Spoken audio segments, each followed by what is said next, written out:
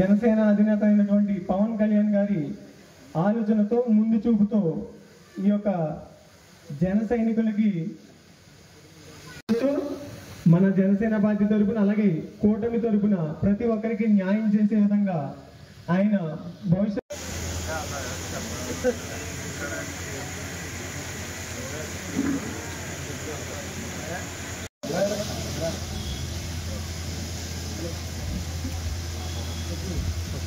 Okay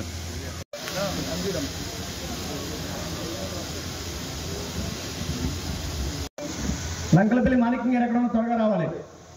next Konapalli Anil Kumar గారు.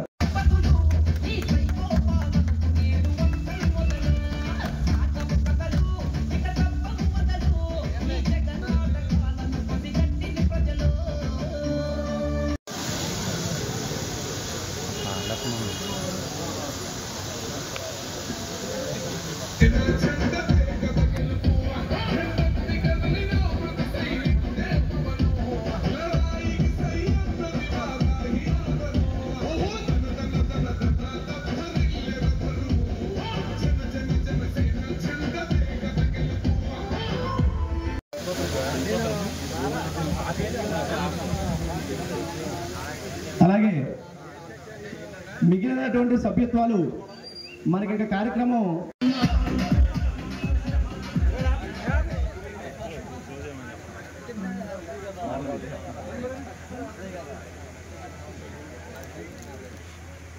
అలాగే మార్లమూడి గ్రామం నుండి ఈరోజు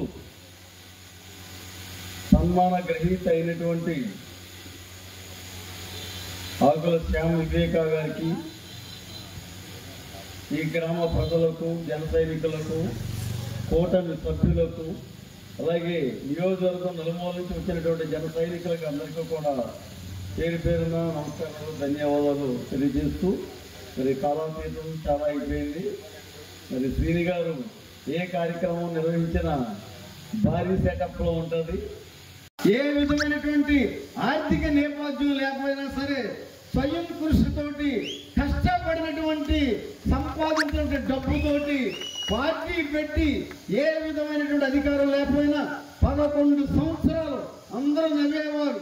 ఉంటారా, ముందుకు వెళతారా, వీళ్ళన్నీలాగానే దీన్ని మూసేస్తారా అనేటువంటి పరిస్థితి నుంచి ఈ రోజుని డిప్యూటీ సీఎం అవ్వడమే కాకుండా కూటమి ప్రభుత్వం అధికారంలోకి వచ్చిందంటే అది పవన్ కళ్యాణ్ గారి యొక్క త్యాగ ఫలితము, ధైర్యము, పట్టుదల అని నేను సగర్వంగా చెప్తున్నాను. నేను కాదు చెప్పడం, ఈ రోజు చంద్రబాబు గారే ఎన్డీఏ మీటింగ్ లో 2 సార్లు ఉదాహరించి చెప్పారు. 14లో నేను ఈ రాష్ట్రానికి ముఖ్యమంత్రిని అయ్యానంటే పవన్ కళ్యాణ్ గారి యొక్క సహాయం, కృషి ఫలితంగా ఈ రోజున 2024లో కూడా సీఎం అయ్యానంటే ఆయన యొక్క త్యాగ ఫలితమని పబ్లిక్ గా కొన్ని వందల మంది ఎంపీలు, ఎమ్మెల్యేలు ఉన్నటువంటి మీటింగ్ లో చెప్పడం జరిగింది. కాబట్టి పవన్ కళ్యాణ్ యొక్క త్యాగాన్ని ఏ ఒక్కరు మర్చిపోవడానికి వీలు లేదు.